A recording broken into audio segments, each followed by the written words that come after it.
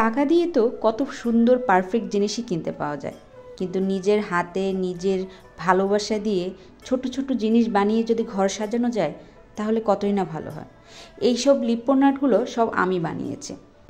অনলাইনে যখন দেখি এই লিপ্পন আর্টগুলো অনেক দামে বিক্রি করছে, তখন আমার ইচ্ছে করে যে আমি নিজে ট্রাই করে দেখি না যে কেমন হয়। এক্সপেরিমেন্টও হয়ে গেল, আবার আমার শখও পূরণ হয়ে গেল।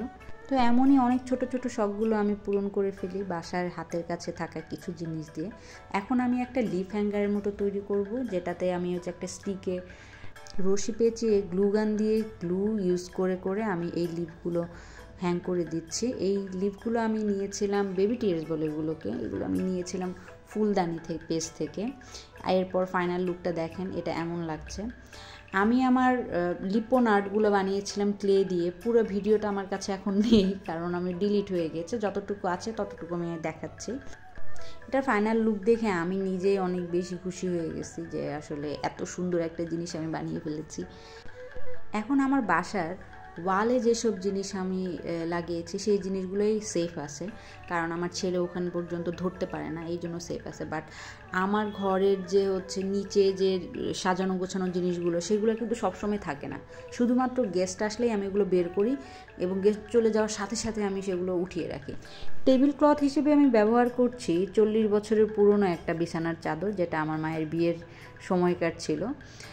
আর এখন যে রানারটা আমি ইউজ করছি সেটা হচ্ছে আড়ংয়ের, 600 টাকার মতো দাম নিয়েছিল।